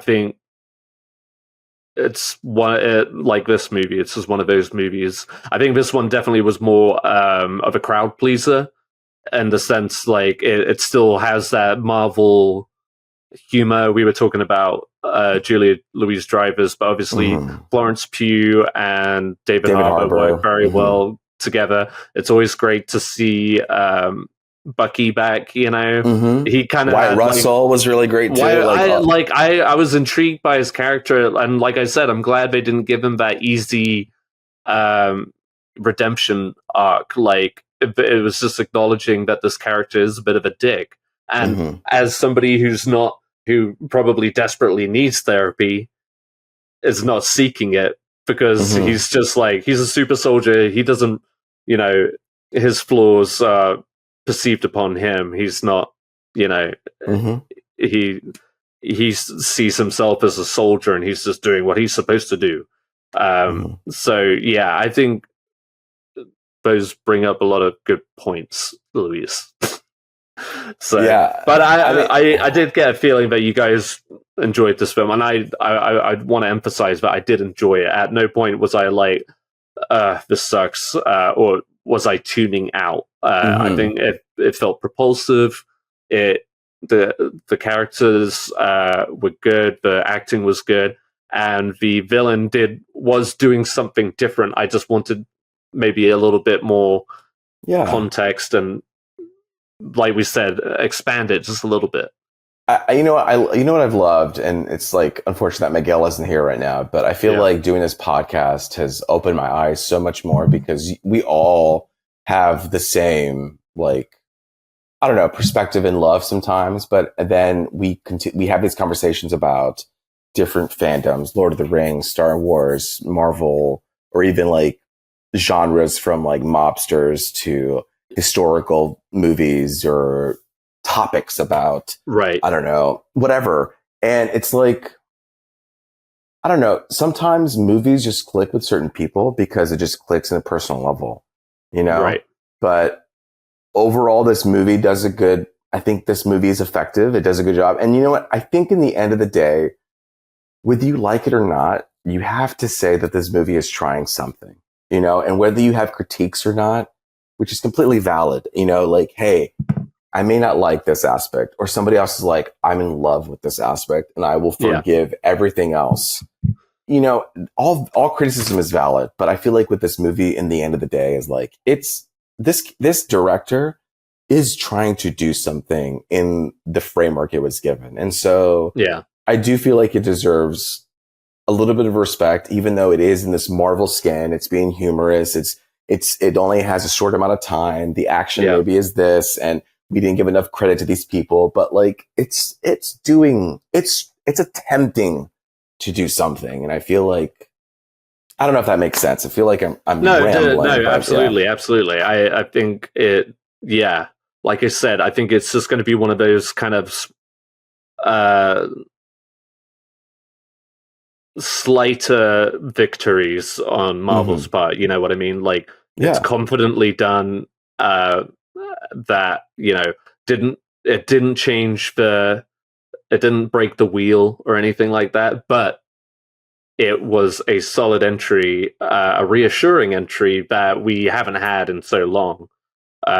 For those of us who've, between it, and that's the thing too, is like we all have a deep affection at this point for the Marvel universe. So the last few years have been a bitter mix of highs and lows. Like there have been some really fun ones. Like last year, there was obviously Deadpool and Wolverine, but that definitely felt like of itself, like apart from like an island on its own. Exactly. Like, hey, here's just like a fun little all-inclusive offshoot holiday. You don't even have to think about reality for a bit. Just have fun with Ryan Reynolds. And that's what it was. And that was like maybe perfect coming into this year, where they are trying to take that serious step forward again and continue on. So no, I agree. I think for that, certainly, and like I said, I think further down the line, it will definitely be looked back on, kind of like Guardians of the Galaxy 3, that was such a solid entry. But because it wasn't the first one or the follow-up one, it was the third one. It was just like, it was good. It was consistent with the previous films, whilst also bringing its own to the game. Yeah, and you know what? I'm going to say something, because we talk about Guardians, and it does feel like a very Guardians thing, where it's like these scrappy people we don't know anything, and it's just like, it was a very vulnerable human experience with the Guardians. But one thing that this movie has that the Guardians didn't have, and it's also because, unfortunately, the Guardians is a very alien, super, like, it's a space odyssey, which requires a lot of VFX. This movie is very, like, not space, and the director worked very hard to keep things grounded. And it was so refreshing to watch certain scenes play out where it's like, oh my God, I am not seeing so much. I'm not being bombarded with VFX. Like, that's true. I know Captain America went through hell production wise and with reshoots and stuff, which had to be covered up with VFX, or Ant-Man Quantumania. Like, we've been given so much like cornstarch. We've been giving so many saturated fats, like of like just artificial, describe it, like artificial flavors. And like this director, he not only directed, but as a producer, like, he fought to be like, I'm going to try to get as much realism to this thing. And when I was watching it, I was like, wow, like, as someone who notices it, like, it was refreshing to just see, like, holy shit, this car is flipping and exploding in such a way that is real. Like, I don't know if you felt that same way about it when you were watching it too. Yes, I did. I was just like, that's kind of, it reminded me of the truck flip from The Dark Knight. Yes, the 18-wheeler flip, but with a limo, which was still pretty fucking cool. That whole sequence, I felt like, just, I guess, really just the way Bucky arrived, felt like it was pulled from Terminator 2 almost, you know. And maybe that was deliberate, but that was, there was like a lot of the big action sequences take place within a room. Like, and that you could feel was real, and like on a set or whatever soundstage, but like real, you know. And the most visual thing towards the end was really just like the power of the void, and I felt like it worked to the movie's credit. Like it helped the movie more because it was so limited and restrained. So especially coming from, again, like we keep bringing it up, but Brave New World, where, again, they were just like throwing whatever they could and try to see what stick. But it definitely gave it that groundedness. Imagine if Christopher McQuarrie directed Brave New World. Holy fuck. That would be fucking amazing. Like, that would... Christopher McQuarrie, like, you just blown my mind right there. Just like Christopher McQuarrie directing a Marvel film would be, but he would have fit perfectly for the. I mean, if you fleshed out the story and it wasn't so like whatever. Like, as far as the action sequences go, like it would have been like heart stopping. The way that 100%. he's flying and moving, there would have been some realism because gravity to it. Yeah. Yes. Yeah. Absolutely. Man. Yeah, we can keep up with that. Yeah. We can keep talking about that, but I mean, like that was Thunderbolts. We'll keep talking about it. It's funny that I talked about Christopher McQuarrie because in the next topic, what we're into, which we talk about movies that we're into, I've been watching Mission Impossible movies because Mission Impossible Final Reckoning is coming up. And right now, we're going to be I know you and me are going to be doing a ranking for Mission Impossible. I would love if Miguel hopped on. I mean, I think Miguel will do a trailer ranking. You know what I mean? He'll be able to rank the trailers. Yeah. But no, I've been really, because like I've been a fan of Mission Impossible. And I've always wanted to revisit it as a whole currently. And honestly, as much as I had a negative experience with Dead Reckoning, as I've been rewatching everything, I'm like, I'm hyped. I'm excited. And I watched the new trailer for Final Reckoning at the Thunderbolts screening. Right. And I was like, oh, I'm getting excited. And I ducked my head for it. I didn't want to watch it. No, totally. Yeah. But I'm getting excited. So yeah, I'm all the way up actually now to Fallout. So I only have 2 more movies left. 2 more, that's it. Yeah. I'm caught up. I'll just go back and watch the TV series. No, I'm kidding.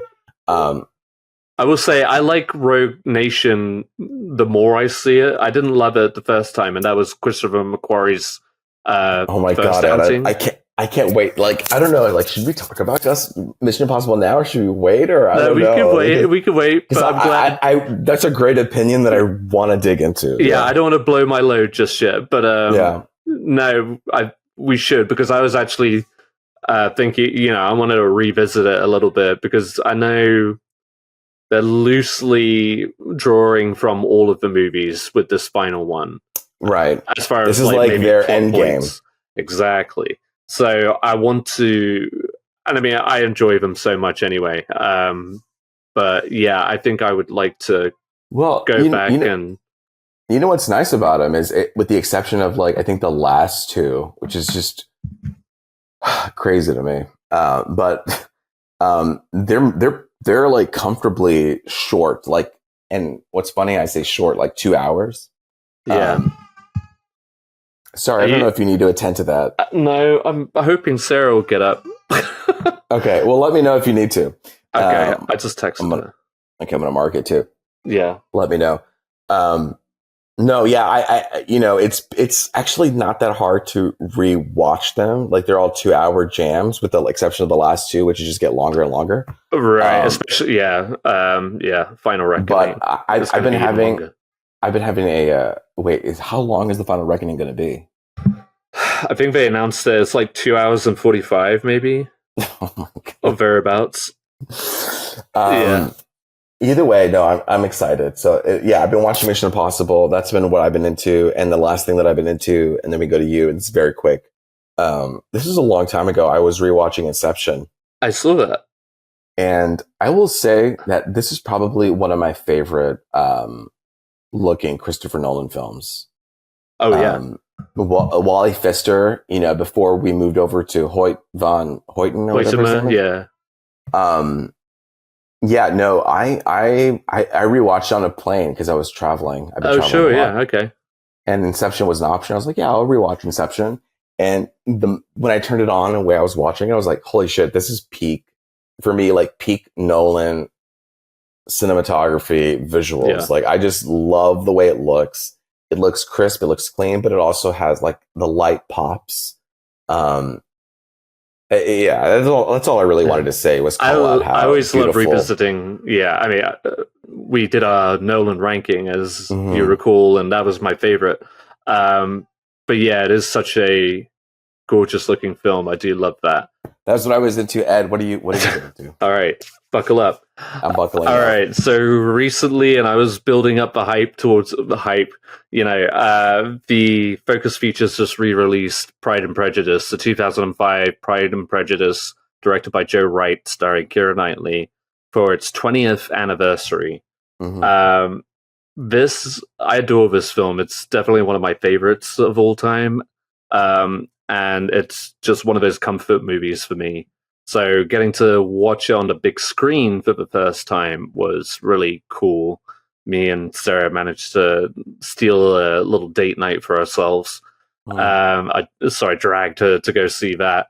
But yeah, man, it's such an exquisite, perfect little film for me. I don't know how familiar you are with it, but it was like Joe Wright had two movies back to back in those early 2000s with Pride and Prejudice and then Atonement that I just completely adore, and I don't think get as much love as they should, but they're just like gorgeous. It's a gorgeous film. It's a lot of fun. It's very sweet. The strong sense of sisterly affection with the family is always overwhelming for me, I guess, growing up in a family of sisters. And I felt the same way with like Greta Gerwig's Little Women and stuff like that. But yeah, no, it was fun. It was good to see it on the big screen again. The details, you really just don't see it until you see it up there. So that was cool. On a random fucking tangent, spurred on by I think it was like an image that you shared in a group chat of a screenshot from the TV show Common Sideeffects. Oh yes. I've just been plowing through that these last few days. So I think I'm on like episode 8 or something now. Oh my god, Ed! Yes, please tell me what you think about this. Oh show. Man, it's wild. I had no idea whatsoever what I was in for, other than that one picture just looked like very cool animation style. Yeah. And it's just like this weird little thing of like this like almost droll humor from like King of the Hill and stuff like that meets this very like, I don't know how else to describe it, like this HBO drama basically. Yes.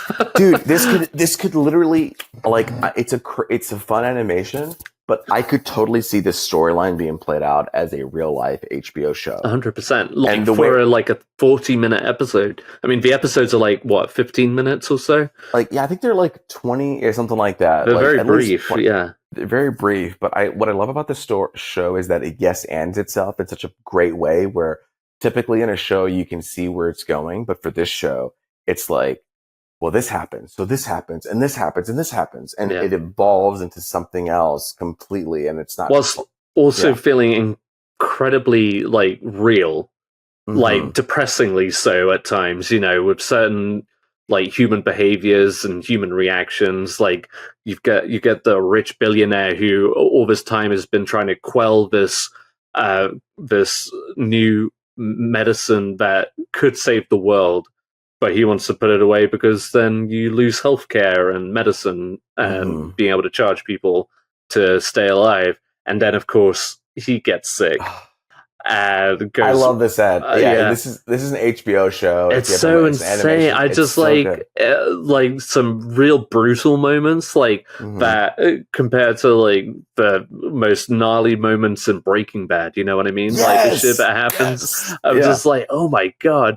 I just had no idea what I was getting into, but I love it. I do. The animation is very unique. Like I said, the humor is like very droll but effective. And if anything, like because of the subject matter, just like a bit of a relief too, because otherwise this would be like an utterly depressing show, like very bleak about humanity and big pharma and shit like that and how all of that functions. But it's been just wild ride. I can't wait to keep going on it. I love it, Ed. Thank you. Speaking of shows that we've been having fun with, we finally wrapped season 1 of The Great. Loved it. Can't wait to continue with that. A lot of fun. Huzzah. I know. There was a moment when I was saying huzzah all the time. I know, People were like, "What's wrong with you?" Yeah, it's fun. Okay, I was going to mention Andor, but we agreed today that we're going to discuss it next week for the finale.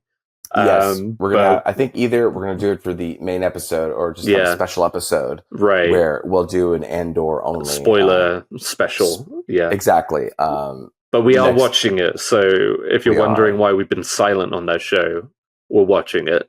Tune in next week and we'll do a special review. Then lastly, for whatever reason, you watched Inception. But I've been going down this Daniel Day-Lewis rabbit hole, and I've literally watched several of his movies in the last week or so. We didn't do what we're into last week because we were doing the summer movie wager. But I just suddenly started watching Daniel Day-Lewis movies. I think I started with Lincoln. No, I started with Phantom Thread, which I love. It's one of my favorites. But then I watched Lincoln, and then There Will Be Blood, and then In the Name of the Father, which was like an early 90s movie. And then The Last of the Mohicans? No, not yet, but I did just finish watching The Age of Innocence. Yes, the Martin Scorsese movie. Yeah. And he's great in that too. And I feel like, I'll probably do either Gangs of New York or Last of the Mohicans next. I tried looking for My Left Foot. I haven't been able to find it. Oh, okay. But that's always a good one if you haven't seen that. Maybe I'll try to find it. Yeah, and then there's another one that I have never seen before, but I'm trying to think what it's called. He plays a boxer, but I'm blanking on his name, and I think it's by the same director. It's like an Irish boxer. It's the same director who did In the Name of the Father. But hey, I don't know if you know this, but Daniel Day-Lewis is a great actor. Dude, I love these like moments when we're just like going down a rabbit hole for somebody that we love. Love. I mean, Lincoln. I don't love Lincoln as a whole as a movie. It's nothing like spectacular, but what is spectacular is the entire cast. And that's what that is. It's like when you go into that movie, you're watching it for the fucking great acting that is happening. Everybody in that film is great, like truly. But like, Daniel Day-Lewis is just steadfast.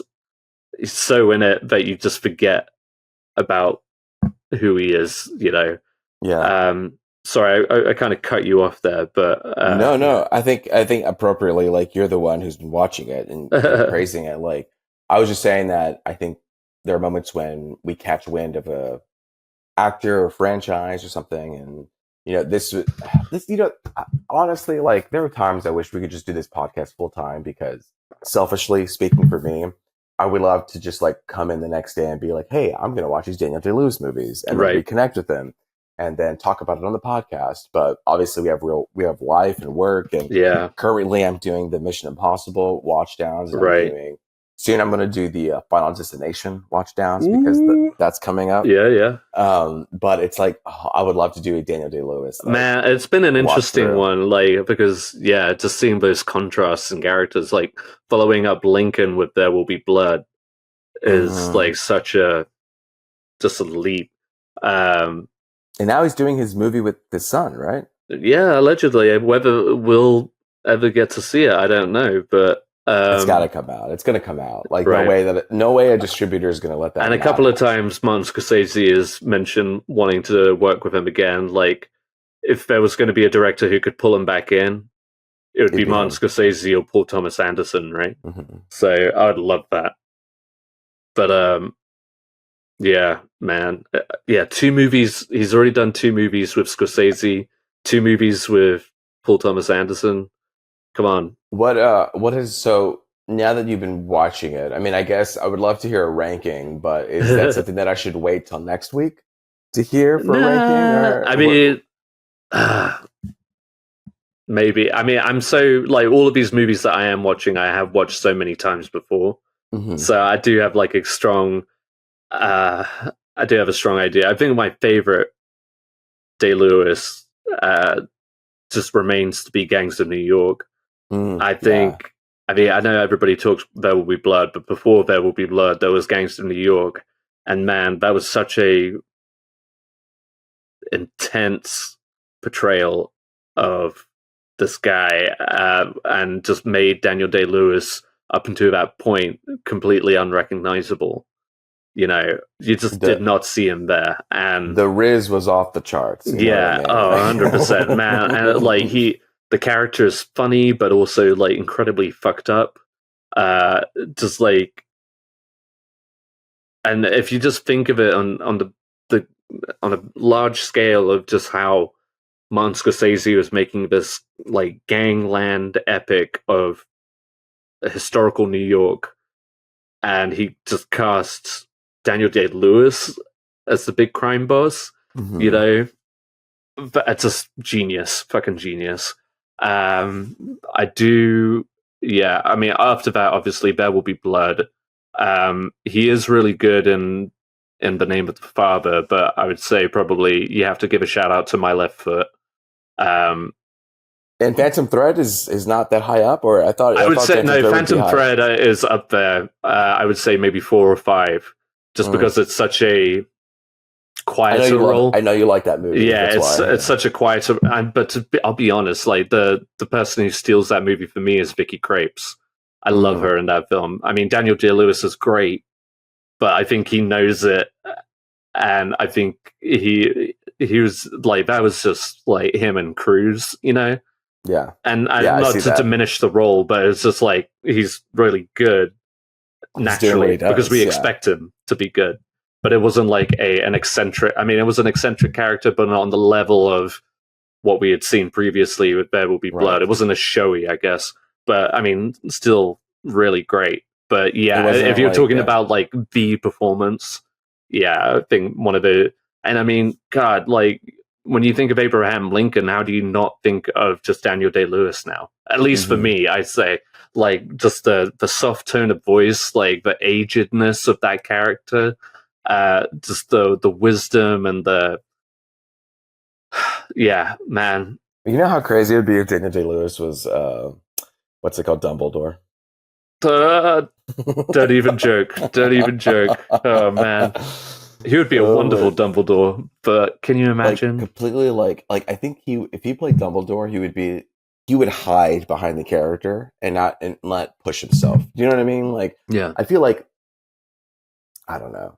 Like he would let Dumbledore speak and he would hide and he would just like fade away into the character. But that's good because Dumbledore is such like a quiet and strong and old. He would bring that wisdom and gentility to it. And then, I mean, I love it when like Daniel Day-Lewis pops a vessel, trying to like going rage hard, like whenever Dumbledore has to, like that would strike fear into you, kind of thing. No, oh man, yeah, that is something that would never happen. But I feel like the only way that would ever happen is if you kidnapped his son and be like, we're going to kill him if you don't play this role. Like no amount of money would make him play that role unless it's like, we're going to kill the people you love if you don't play this role. Man, you imagine method acting that whole role though. I mean, I'm like 100-year-old wizard. He would. I think Daniel Day-Lewis would just fade away into existence because he would be method acting Dumbledore for literally like 6 or 7 years. Yeah, and it'd be like Daniel Day-Lewis is gone. He's gone. Like, who is he? You know, yeah, he's just this old man now with a big bushy beard, and So yeah, that's a random little. I don't know which one I will watch next. I found the Boxer movie. It was literally called The Boxer. So. But The Crucible. Oh man, The Crucible would be pretty high up there. Oh, and The Bounty was one I watched recently too. Are you familiar with that one? No, I'm not. It's a movie that's been made a few times. The Mutiny of the Bounty. But The Bounty was a 1980 version with Anthony Hopkins and Mel Gibson. And Daniel Day-Lewis has a much smaller role. He's kind of like a side character, but brings that level of intensity to it. But The Crucible. You've seen that one, the '90s one. I mean, you know what? That's like a movie that you remember in a dream because I've seen it so long ago. that I haven't revisited. It's definitely one of those movies that got played during high school, either for English or theater. But I rewatched that one recently. I think you got it for me, and that's a really good one. Again, for just like the drama of it all, but he's solid as ever in that one too. It's one of those movies where you're like, it's curious that he chose to be in this because it seems so much smaller than him, but he does it so well too. I don't know. But yeah, man, it's been a fun little, like, if you're going to go down a rabbit hole of an actor, that's a good run. That's like usually going to have quality stuff, and there's such a vast range of things too. It's not just the same shit over and over again. Yeah. Anyway, that's my Daniel Day-Lewis run. All right, guys, let us know down in the comments below which actor you want to watch, or suggest us to go down. Like, who's your favorite actor that you would love us to give more attention to? Yeah, fuck it. We'll check it out. I'll do it. Thank you guys for listening. Thank you guys for checking out Thunderbolts with us. Next week, there isn't a big movie coming out. I know Friendship is coming out, which is the Tim Robinson movie and Paul Rudd movie, which I secretly want to cover. I've got an advance ticket to see it on Monday, so I'll be able to talk about it. Okay, in broad strokes, but yeah. So yeah, Friendship comes out, but also check out we might do our Andor special. Yes, whether it's in our main episode or a special episode, we will be doing that. But until then, it's been me, Luis Gonzalez, and with me has been Ed Bull. And until next time, later, Gators. Huzzah! I feel like I really sobered up as this episode. I was about to ask you, so how sober are you now? I think I was super drunk when we first started, but now I'm like, oh yeah. Oh, buddy, go back and watch that footage. I don't know if you remember, but you were giving your microphone a good time. Yeah. Okay. Yeah.